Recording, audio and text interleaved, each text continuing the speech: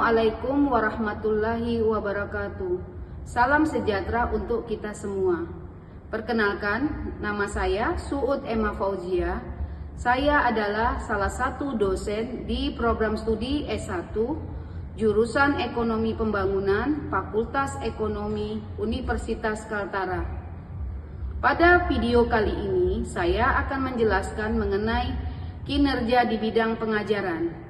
Salah satu mata kuliah yang saya ampuh adalah mata kuliah kewirausahaan.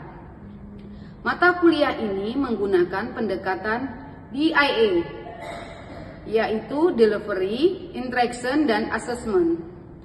Aspek delivery adalah menjelaskan bagaimana materi perkuliahan dirumuskan dan disampaikan kepada para mahasiswa.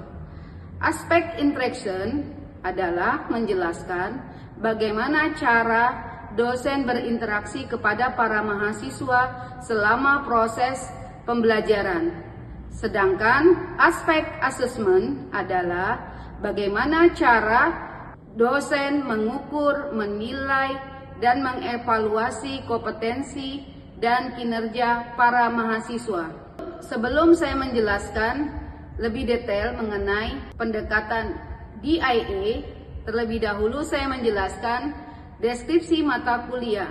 Mata kuliah kewirausahaan adalah salah satu mata kuliah wajib di program studi S1 jurusan Ekonomi Pembangunan Fakultas Ekonomi Universitas Kaltara. Mata kuliah ini memiliki bobot 3 SKS dan ditawarkan di semester 6. Mata kuliah kewirausahaan ini menggunakan pendekatan pembelajaran berbasis kasus.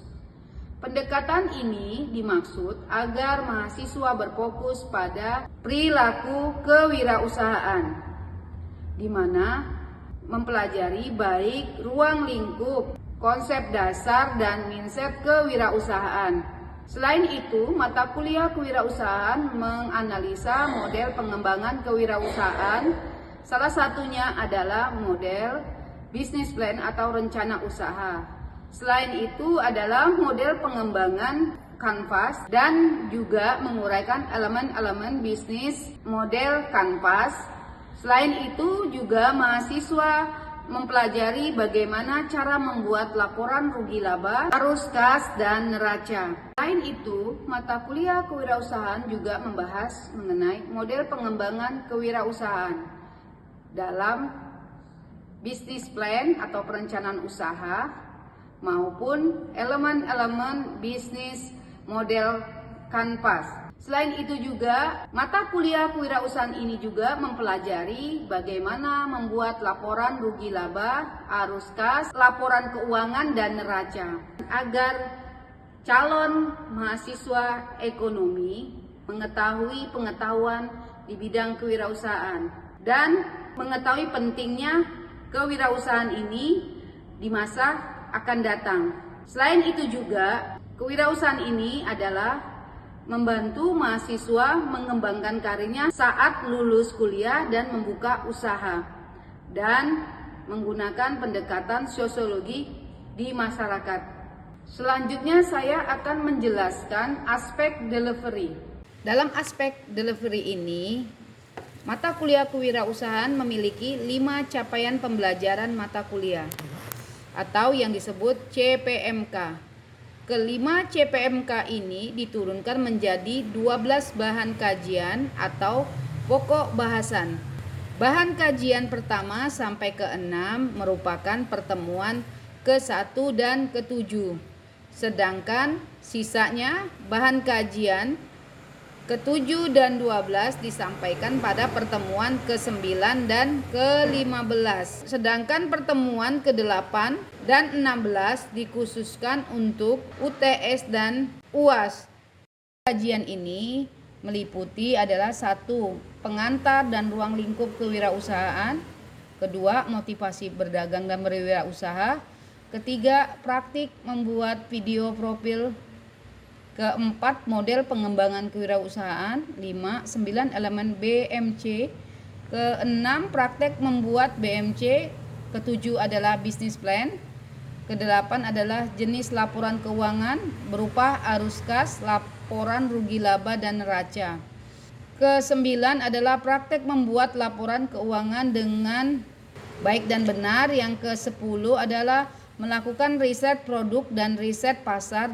Yang ke-11 adalah branding sosial media dan ke-12 adalah praktek berwirausahaan. Agar materi sesuai dengan pengetahuan terkini, saya juga menggunakan beberapa referensi dan jurnal. Di antaranya adalah salah satu buku referensi yang sudah saya terbitkan adalah model pengembangan kewirausahaan, di mana buku model pengembangan kewirausahaan ini terdiri 10 bab.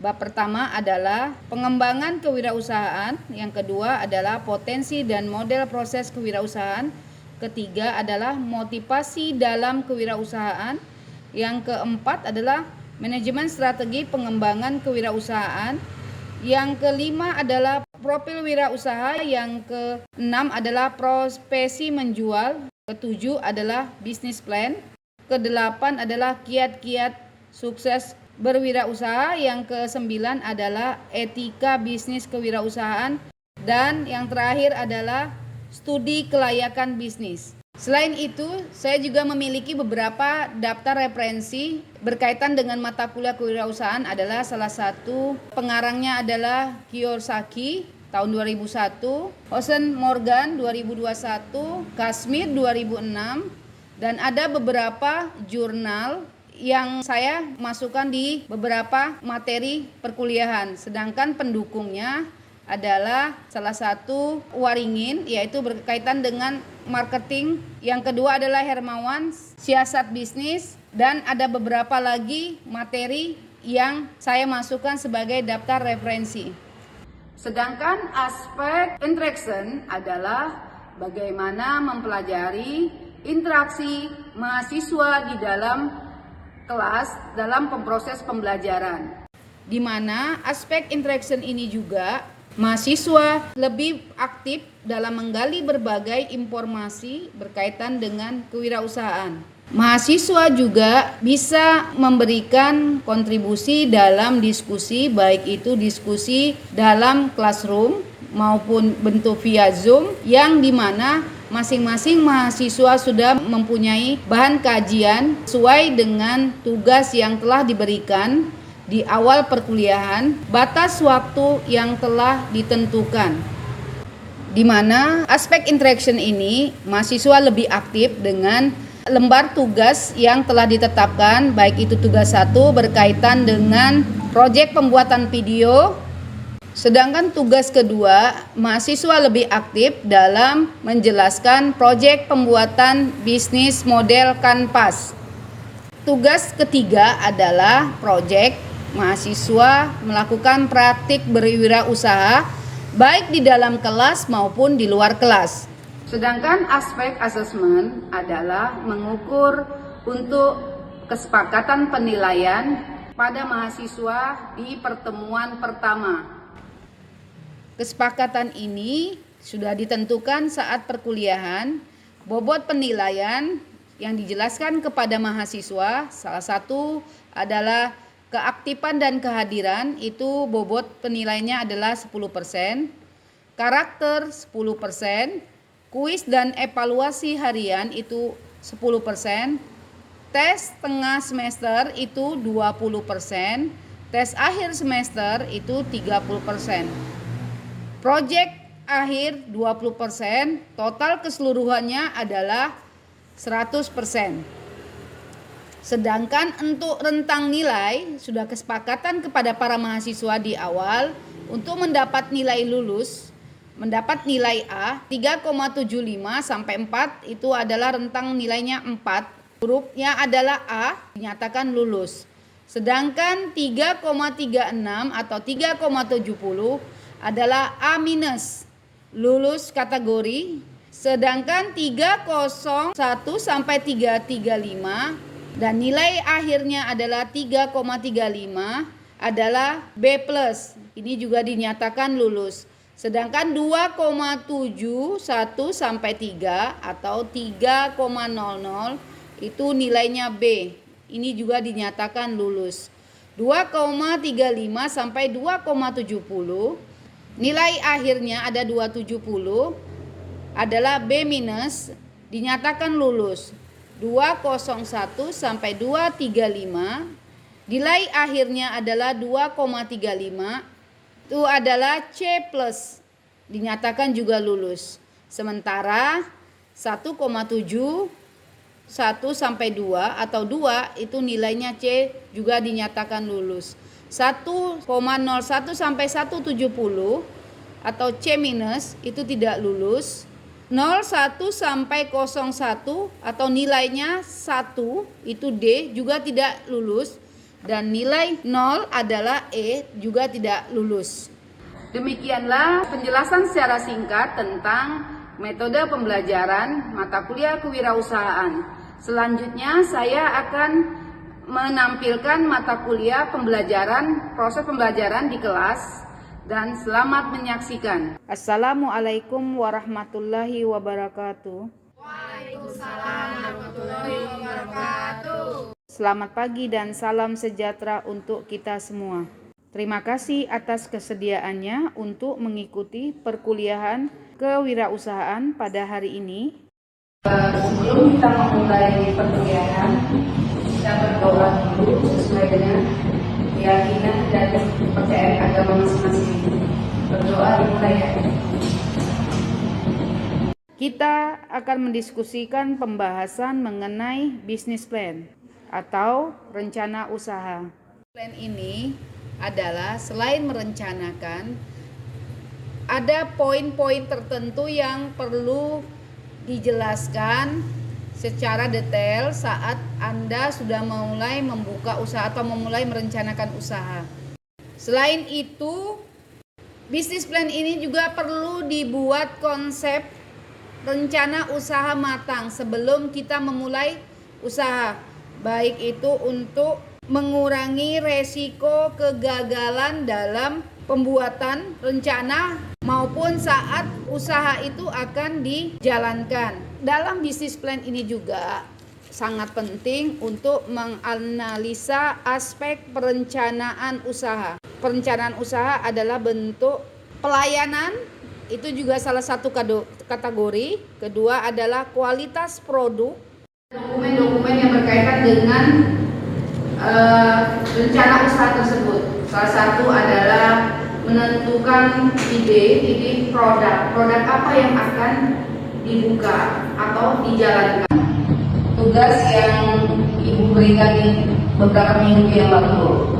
Nah, ini materi yang berkaitan dengan business plan.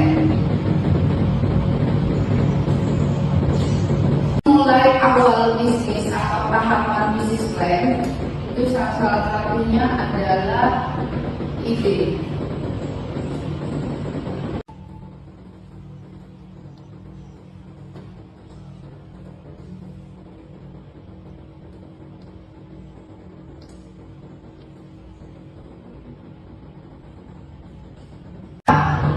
Mendapat investor atau bantuan modal atau rekan bisnis. Salah satunya Anda membuat gagasan untuk menciptakan sebuah produk usaha.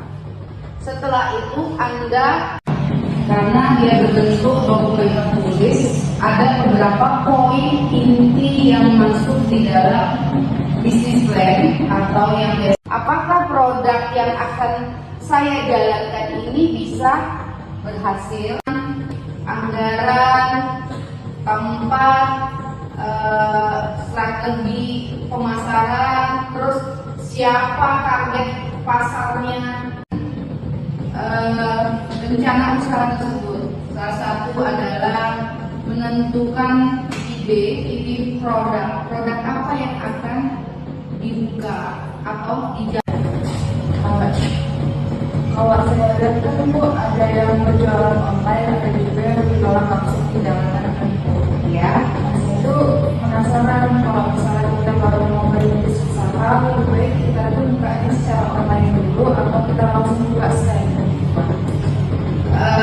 dua-dua boleh. Anda mau buka langsung secara online itu lebih bagus. Karena kan tidak semua orang yang bisa menggunakan media sosial. Tapi kalau Anda menggunakan menggunakan kemampuan kamu, misalnya mau melaksanakan usaha, saya bisa semampu cuma hanya bisa online saja untuk saat ini, karena saya berpikir karena kalau saya mencari tempat, saya harus menyewa tempat, mencari untuk yang menjaga atau karyawan, itu kan juga diperhitungkan. Tapi beriring dengan jalannya menggunakan online, apalagi sekarang media sekarang orang dengan disibukkan dengan media sosial, usahanya dikenal, tapi juga di tempat outlet atau tempat-tempat keramaian seperti mall, pasar, tempat-tempat wisata dan sebagainya. Itu kan menambah penghasilan dan menambah jejaring usaha. Oke, bagus pertanyaannya. Ada mungkin niat buat membuka usaha, modal juga sudah cukup atau memadai. Biasanya kan misal membuka restoran, di mana membuka itu banyak mengeluarkan biaya, dan biasanya juga usaha seperti itu di awal saja namanya. Pertahankan restoran tersebut, sedangkan hasil dari restoran tersebut belum cukup untuk hasil yang telah keluar. Ya, oke.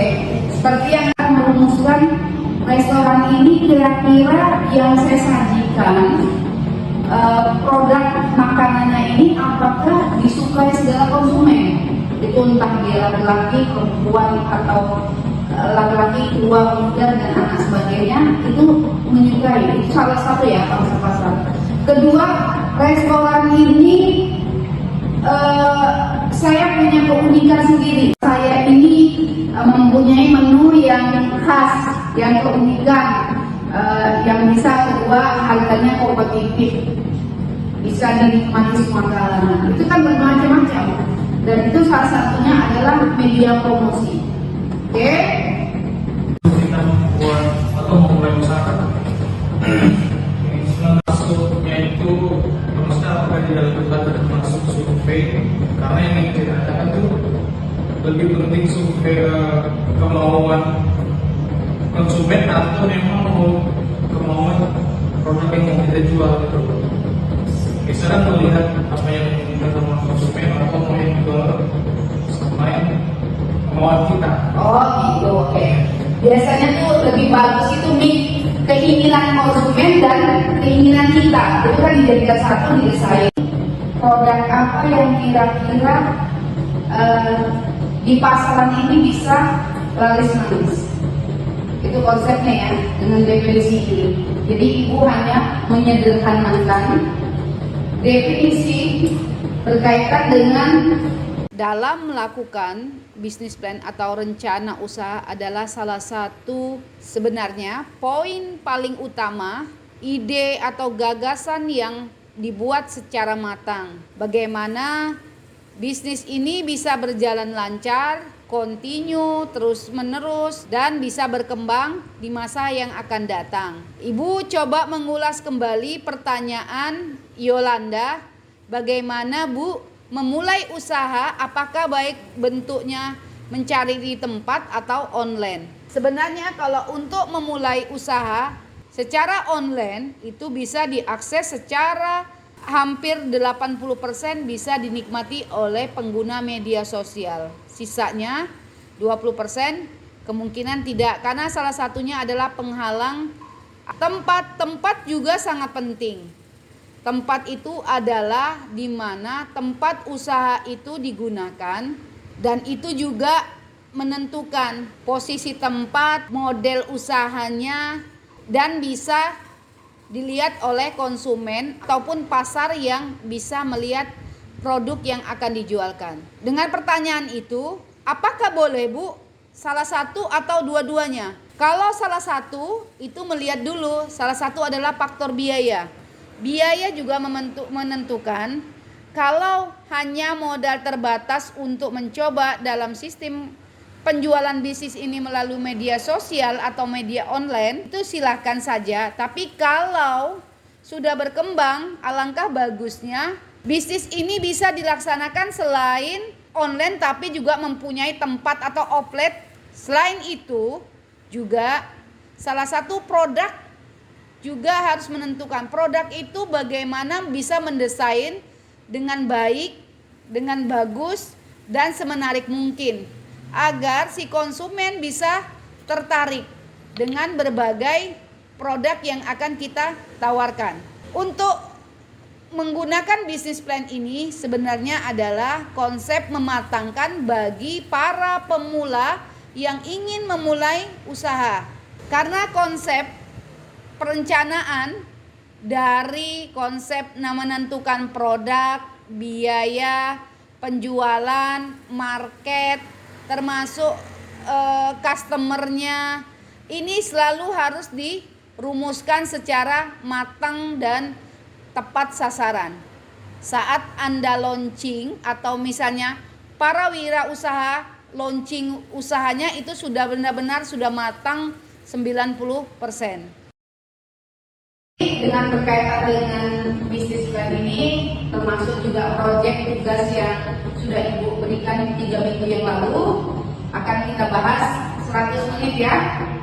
Persiapkan masing-masing yang sudah punya produk, yang sudah ada desainnya, tinggal satu persatu. Nanti Ibu kasih waktu sekitar 1 orang ada sekitar 10 sampai 15 menit ya menjelaskan tentang proyek produk berkaitan dengan bisnis plan ya. Makasih.